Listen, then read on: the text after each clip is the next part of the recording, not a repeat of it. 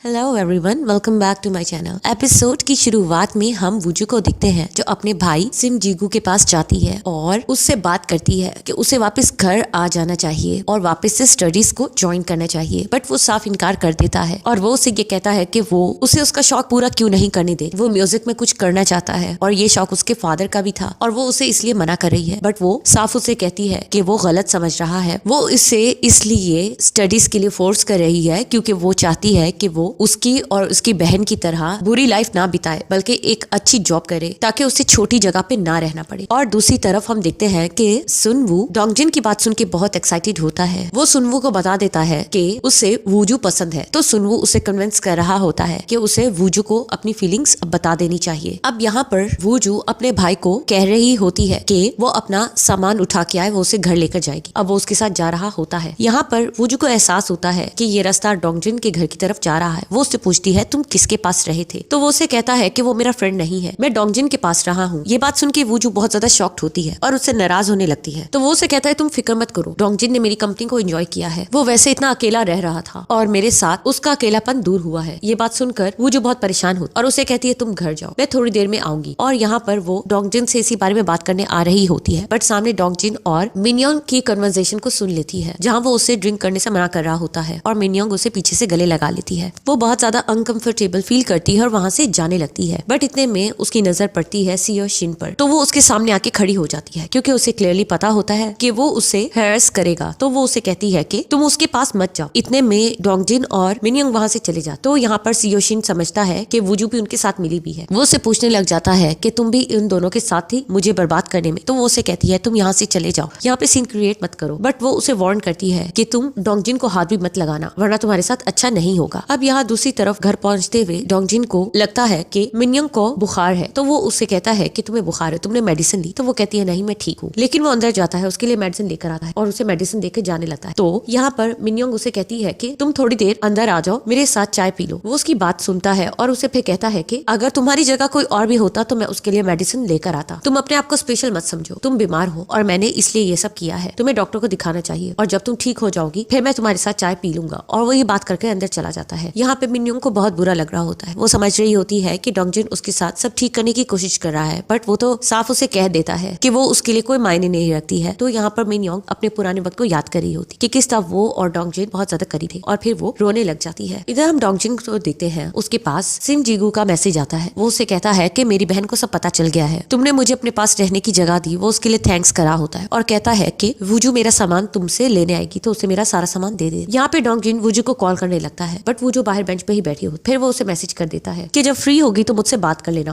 और ये कि मैं इसके लिए सॉरी करता हूँ कि मैंने तुम्हें तुम्हारे भाई के बारे में नहीं बताया। अब वो वूजू से पूछता है कि क्या वो आना चाह रही है और काफी देर वेट करता रहता है। और यहाँ पर वूजू से मैसेज कर देती है कि मैं थकी भी हूँ। तो डोंगजिन सो जाता है। इधर हम नेक्स्ट डे देखते हैं कि सिम जीगू अपनी तरफ आ जाता है और यहाँ पर हाईसंग उसे समझा रही होती है कि चाहे कुछ भी हो जाए आइंदा से वो इस तरह घर छोड़ के ना। यहाँ पर वो युनजुन से नाराज हो रहा होता है कि उसने वूजू को उसके बारे में क्यों बताया। अब यहाँ पर वूजू बहुत चुप होती है और सिम जीगू से मनाने की कोशिश कर रहा होता है। अब यहाँ पे हाईसंग पूछने लग जाती है कि वो कहाँ पर रहा था। तो वूजू बहुत ज्यादा चुप होती है। वो उठ के वहाँ से चली जाती है। तो यहाँ पर वो बता देता है कि वो डोंगजिन के साथ रुका था। ये बात सुन के युनजुन उस पर बहुत ज्यादा गुस्सा करने लग जाता है कि उसे ऐसा नहीं करना चाहिए था। और दूसरी तरफ हम देखते हैं कि आज हाईसंग ने योंगजुन के पेरेंट्स से मिलने जाना होता है। तो वो उसे अपना ड्रेस दिखा रही होती है कि क्या ये ड्रेस ठीक है। और यहाँ पर वो उससे समझाने लग जाता है कि उसने किस तरह उसके पेरेंट्स को इम्प्रेस नहीं करना है और ज्यादा बोलना है। तो वो कहते हैं तुम फिक्र मत करो, जो ड्रेस उसने सिलेक्ट किया है वो उसी से उसे रिजेक्ट कर देंगे। और दूसरी तरफ हम देखते हैं कि सियोशिन इस बात से उलझा हुआ होता है कि कहीं वूजू तो उनके साथ नहीं मिली हुई। तो वो बात मिस्टर चा को करता है कि वूजू भी उनके साथ मिली हुई है, मिन्योंग, वूजू और डोंगजिन ने मिलकर ये सब किया है। बट यहाँ पे मिस्टर चा साफ कह रहे होते हैं कि ऐसा कुछ भी नहीं है। वो बता रहा होता है कि जितना अरसा वो उस ऑफिस में काम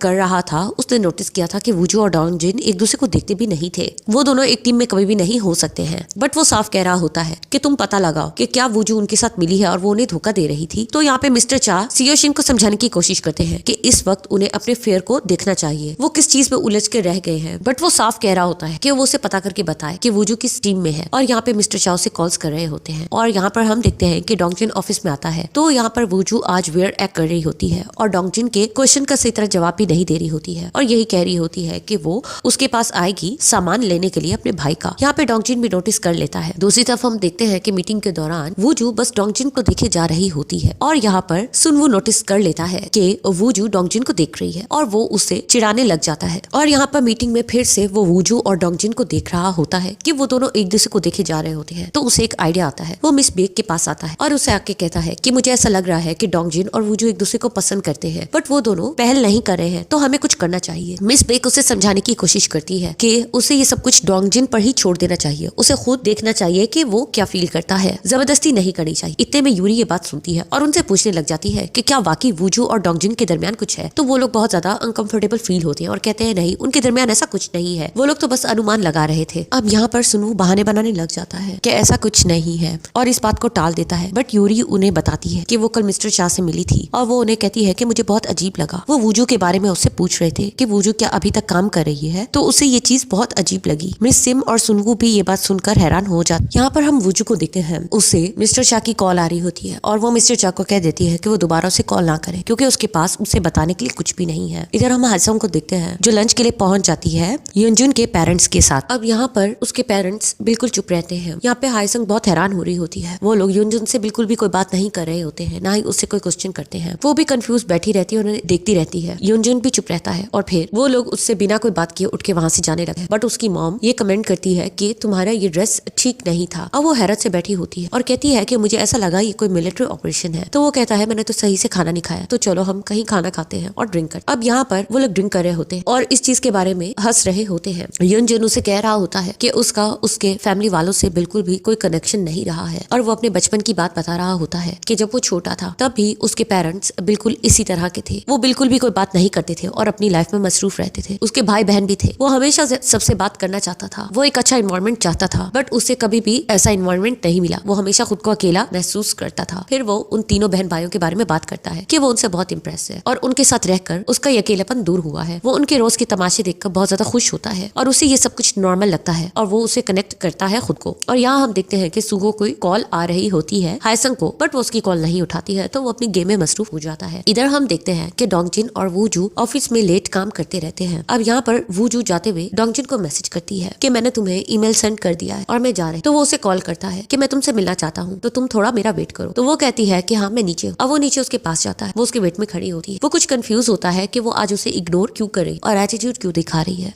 अब वो उसे इस तरह खामोश देखकर उससे पूछने की कोशिश करता है कि क्या बात है, तुम अपने भाई की वजह से मुझसे ये बिहेव कर रही हो, बट वो उसे कुछ भी नहीं बताती है। वो उसे कहता है कि मुझे तुम्हारी समझ नहीं आ रही है, क्या हम एक नॉर्मल कन्वर्सेशन नहीं कर सकते? तुम खुद ही थी जिसने मुझे एक दफा कहा था कि तुम चाहती हो कि मैं एक कंफर्टेबल लाइफ बिताऊं। अब मैं कंफर्टेबल होने की कोशिश कर रहा हूँ, लेकिन तुम मुझे अवॉइड कर रही हो। क्या मैंने कुछ गलत किया है? और फिर वो उसे एकदम से कहता है कि क्या हम फ्रेंड्स की तरह एक्ट नहीं कर सकते हैं? तो वो उसे कहती है कि क्यों, तुम्हारे पास कोई और फ्रेंड नहीं है क्या? एक्चुअल में वो योंगमिन की वजह से बहुत ज्यादा कंफ्यूज होती है, बट वो उसे ये बात नहीं बता रही होती। वो उसे पूछ भी रहा होता है। फिर वो उसे एकदम से कहती है कि मुझे मेरे भाई का सामान दे दो। तो वो कहता है कि तुम कल से सिर्फ यही एक बात कर रही हो, अगर तुम चाहती हो कि सिचुएशन और टेंस ना हो तो तुम अपने भाई को ही भेज देना, वही आके अपना सामान ले जाएगा। और फिर वो वहाँ से चला जाता है। नेक्स्ट डे हम देखते हैं कि डोंगजिन के पास उसका अंकल आया हुआ होता है, जिसे देख के वो काफी ज्यादा एक्साइटेड हो जाता है। वूजू भी नोटिस कर लेती है। अब यहाँ पे सुनवू उन्हें कहता है कि उन लोगों को बाहर लंच करना चाहिए, तो वो उन्हें बाहर लेकर जा रहा होता है। सामने से वूजू आती है तो सुनवू एकदम से उसे कहता है कि वो भी उन्हें ज्वाइन करे लंच पर, लेकिन यहाँ पर डोंगजिन साफ कह देता है कि इसकी जरूरत नहीं है, वो लोग अकेले ही लंच कर लेंगे। एंड यहाँ दूसरी तरफ हम ऑफिस में देखते हैं कि डायरेक्टर किम सियोशिन के पास आता है। उसे जब पता चलता है कि फेयर कैंसिल हो गया है और उसका नुकसान होने वाला है, तो वो सियोशिन से आके लड़ने लग जाता है। अब वहाँ पर मिस्टर चा आके उन्हें आर्ग्यूमेंट करने से रोकते हैं। वो वहाँ पे मिस्टर चा को देखकर बहुत हैरान होता है और उसे नाराज होने लग जाता है कि क्या तुमने डोंगजिन के एम्प्लॉयज को भी अपने साथ मिला लिया है? तुम इस तरह काम कर रहे हो, मुझे यकीन नहीं आ रहा है। तो ये सब कुछ डोंगजिन को नीचा दिखाने के लिए हो रहा था। तो यहाँ पर वो सियोशिन से नाराज होकर वहाँ से चला जाता है। इधर हम देखते हैं कि लंच के बाद डोंगजिन बहुत ज्यादा परेशान दिखाई दे रहा होता है। उसने जो वूजू के साथ किया होता है वो इस चीज को लेकर काफी कंफ्यूज होता है। तो यहाँ पे उसका अंकल उससे पूछ रहा होता है कि क्या सब ठीक है? तो वो कहता है कि हाँ, कंपनी अब ठीक तरह से चल रही है, तो उसे कोई परेशानी नहीं है। बट वो उसे समझे हुआ होता है कि वो उलझा हुआ है। तो वो उसे कहता है कि तुम्हें कैंपिंग के लिए आना चाहिए, तुम्हें कुछ रेस्ट की जरूरत है और तुम्हें अच्छा फील होगा। ये बात सुनकर डोंगजिन को भी अच्छा लगता है। इधर हम सियोशिन को देखते हैं। वो मिनयोंग को कॉल्स कर रहा होता है, बट मिनयोंग उसकी कॉल्स नहीं उठा रही होती है। और यहाँ पर हम देखते हैं कि मिनयोंग अपने अपार्टमेंट को साफ कर रही होती है। इधर हम वूजू को देखते हैं जो मिस बेक को कह रही होती है कि वो अपने कॉन्ट्रैक्ट को रिन्यू नहीं करवाना चाहती है। वो यहाँ सिर्फ 3 वीक्स ही वर्क करेगी और कॉन्ट्रैक्ट खत्म होने पर वो यहाँ से जॉब छोड़ के चली जाएगी। मिस बेक उसे समझाने की कोशिश करती है कि वो उसे अच्छी पोजीशन पर रखना चाहते हैं, बट वो इनकार कर देती है और काम करके वहाँ से चली जाती है। अब मिस बेक ये बात आकर डोंगजिन को बता देती है कि वो